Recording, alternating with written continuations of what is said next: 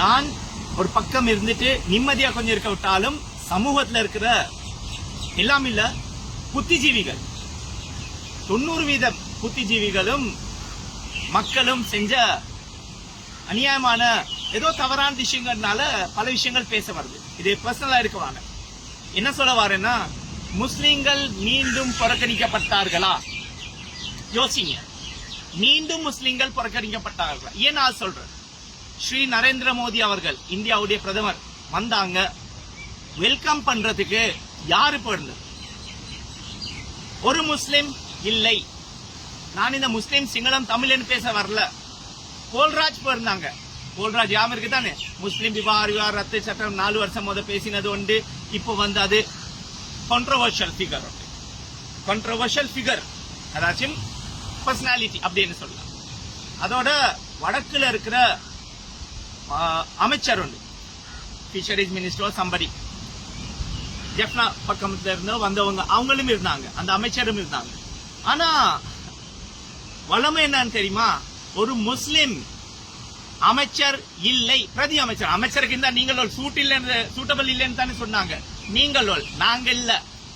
நாங்க சொன்னோம், படிச்சு சொன்னோம், எல்லா முட்டைகள் ஒரு பேக்ல போட வானம், அவிச்ச முட்டைகள் இருக்கும் வாரன், அதுக்கு வெற்றவங்களையும் போட்டீங்க. என்ன சொல்ற?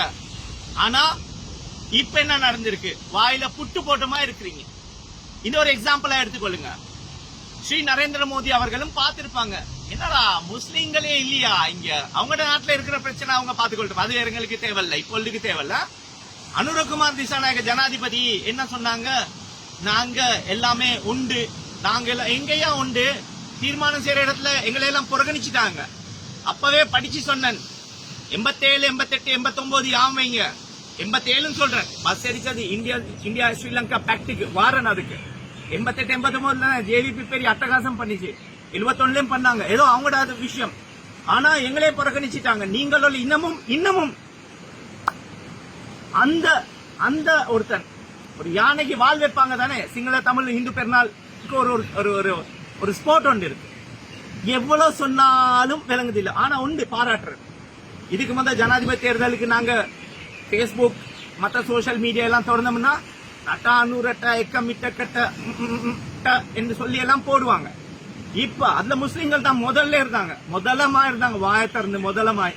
என்னமோ சொந்தக்காரன் சின்ன மாடமான் குஞ்சி அம்மாடமாவன் மாய் யாம இருக்கா, சொல்ல தேவையில்லை. வேற ஏதாச்சும் சின்ன மாடமாவன் நினைச்சிட்டீங்க, சாச்சிடமாவன் சாச்சாடமாவன் மாமாடமாவன் நினைச்சிட்டீங்க.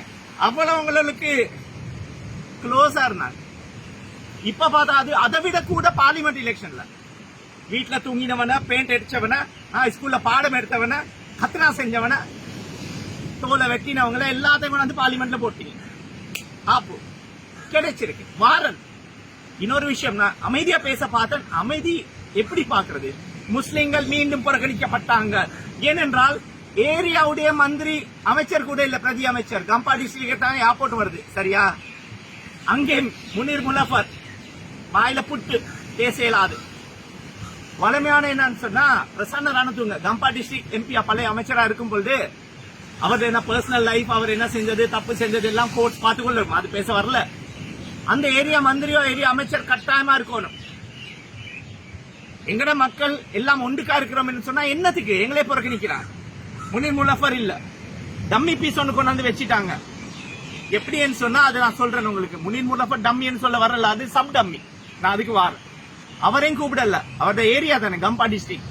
அமைச்சர் பிரதி அமைச்சர் சங் இந்தியாவில இருக்கிற அமைச்சர் நினைக்கிறேன். பாசாயன் கோ எக்ஸிஸ்டன்ஸ். அப்ப நாங்க மத்தவங்களோட கோ எக்ஸிஸ்டன்ஸா போறது இல்லையா, இணைந்து போறது இல்லையா? ஒன்று. ரெண்டாவது, எல்லாம் பிஹெச்டி காரர்கள், டபுள் டிகிரி எடுத்தவங்க, எம்ஏ செஞ்ச, பிஹெச்டி, எம்எஸ்டி, பிபிஏ, எம்பிஏ எல்லாம் செஞ்சவங்களை தான் நீங்களும் தேர்ந்தெடுத்து பார்லிமெண்ட்ல அனுப்பிடுங்க. அதான் என் வீட்டுல இருந்தவனும் படிச்சவனும் பாடம் எடுத்தவனும் அனுப்பி, கத்னா செஞ்சவனும் அனுப்பி பாய். அது வந்து உம்மம்மாட வீட்டுல இருந்து வர்ற அரசியல் இல்ல, பாப்பம்மாட வீட்டுல வர்ற அரசியல் இல்ல. அது ஜானத்துல இருக்கணும், ஜீன்ஸ்ல இருக்கணும், அல்லாவுடைய அருள் இருக்கணும், பேசக்கூடிய திறமை அல்லாஹ் கொடுத்திருக்கணும். அல்லாஹ் கொடுத்திருக்க திறமை நல்வழியா நானும் பேசணும் என்று நீங்க துவா கேளுங்க, நானும் துவா கேட்கிறேன். என்னுடைய பாதுகாப்புக்கும் துவா கேளுங்க. என் பேசுற மாதிரி எப்ப ஆப்பு வைப்பானோ தெரியாது, அதனால துவா கேளுங்க. இது கேட்டாவது உங்களுக்கு புத்தி வருதான்னு சொல்லி யோசனையிலையும் கவலையிலையும் இருக்கிறேன். நான் என்ன சொல்ல வரேன்னா, இந்தியன் பிரதமர் இங்க வந்தார், ஒரு முஸ்லிம் வெல்கமுக்கு இல்ல. சரி, எல்லாத்தையும் போட்டு ஆமா அவங்களே சொன்னாங்க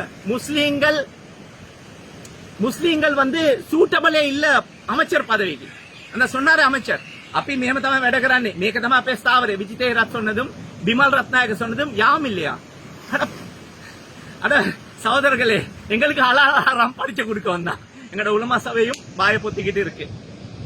தன்னுடைய புட்டுவத்தை பாதுகாத்து சரி பரவாயில்ல, அது அவங்களோட இஷ்டம். அல்ஹம்துலில்லாஹ், அது ஒரு பிரச்சனை இல்ல. அவங்க செஞ்சு கொள்ளட்டும், ஒரு பிரச்சனையும் இல்ல. ஆனா நான் எல்லாத்தோடையும் சேர்ந்து வேலை செய்ய விருப்பப்படுறேன். இப்படி புறக்கணிக்கப்பட்டான்னா நான் இப்படித்தான் பேசுவேன் இன்ஷா அல்லாஹ். ஏனென்றால் போல்ராஜுக்கு போயிலும்னா, மத்த அமைச்சருக்கு போயிலும்னா, சிங்கள பெரும்பான்மை சகோதரருக்கு போயிலும்னா, ரெண்டாவது பாப்புலேஷன், ரெண்டாவது சிங்களம் தமிழ் இல்ல, சிங்களம் முஸ்லிம், அதுக்கு பிறகு தமிழ் சகோதரர்கள் வராங்க இலங்கையில. ரைட்? சிங்களம் Muslim and Tamil population wise அது சொல்ல மாட்டாங்க. இதுக்கு முதல் சொல்லியிருக்கேன், 30 வருஷம் யுத்தம், 15 பேர் சிங்கள சகோதரர்கள் செத்தாங்க டெய்லி, 15 பேர் தமிழ் சகோதரர்கள் செத்தாங்க 30 வருஷமா. முஸ்லிம் சகோதரர்கள் அவ்வளவு சாகல்ல, ஷஹீதாவல்ல. அவங்க ஏதோ கல்யாணம் முடிச்சு பிள்ளைகள் பிறந்து 2-3 ஜெனரேஷன் வந்து எப்படியா நாங்க மூணாவது? அவங்க புத்தி இருக்கா? என்ன தின்றீங்க? புண்ணாக்கு தின்றீங்களா? இந்த புல்லு இருக்கீங்க நல்லா இருக்கு, இதெல்லாம் சாப்பிடுங்க சொன்னாலும் விளங்காது. இப்ப கூட நான் தான் சொன்னேன், கட்சி பார்த்து போடவானம், ஆட்களை பார்த்து போடுங்க. படிச்சு சொன்னோம், நீங்களும் கேட்கல. இப்பயாவது ஆட்கள் பார்த்து இருந்தீங்கன்னா எல்லா கட்சிகள்ல ஒரு அளவு நல்ல ஆட்கள் வந்திருப்பாங்க. ஒரு அளவு, எல்லாமே அவுலியாக்கள் இல்லையே. அப்பயாவது எல்லாமே தீர்மானிச்சு எடுக்கலாம். இப்ப எல்லாம் பொம்மை தான். இப்ப 87, 88, 89, 87ல வந்த எக்ரிமெண்ட்ஸ் இப்ப எல்லாம் அடிக்கப்படுது. அந்த எக்ரிமெண்ட்ஸ் என்ன இருக்கு?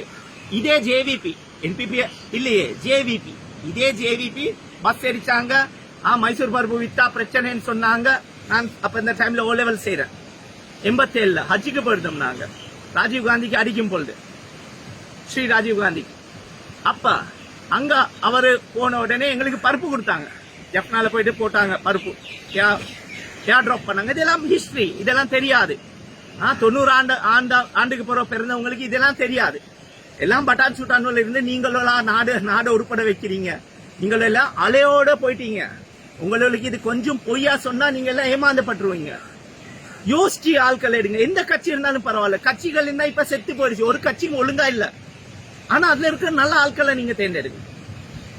இப்ப நீங்க பாத்தீங்கன்னா இந்த பிரச்சனையில இருந்து எப்படி வெளியே வர்றது? நாளைக்கு எங்களோட போட்டு வேறையா சொல்லிடுவாங்க, நீங்களோ தேவையில்ல. என்ன செஞ்சு கொள்வீங்க?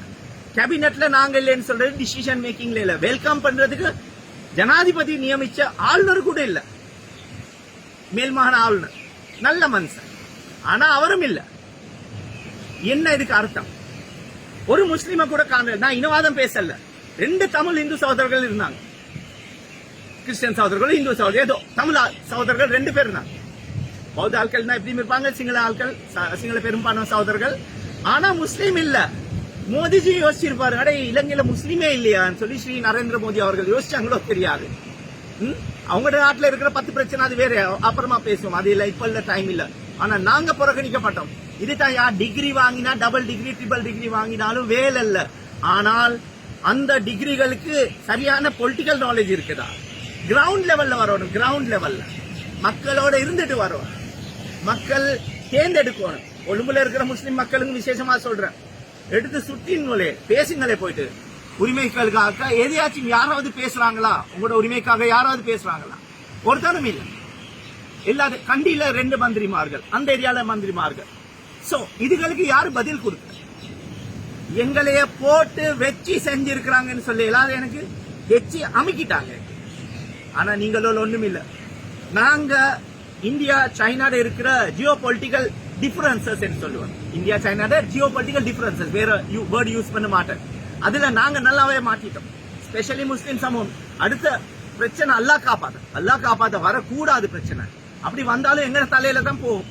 நீங்க யாம் வச்சு பாருங்க, இதுகள் தான் நடக்குது. இப்ப நாங்க எவ்வளவு சொல்லி பார்த்தாலும் இது எனக்கு சரியான மட்டுக்கு பட்டுச்சு. ஆனா ஏரியா மந்திரி கூட இல்ல, ஏரியா அமைச்சர் கூட இல்ல, ஆளுநர் கூட இல்ல வெல்கம் பண்றதுக்கு. செகண்ட் கிளாஸ் சிட்டிசன் நினைக்கிறாங்களா எங்களை?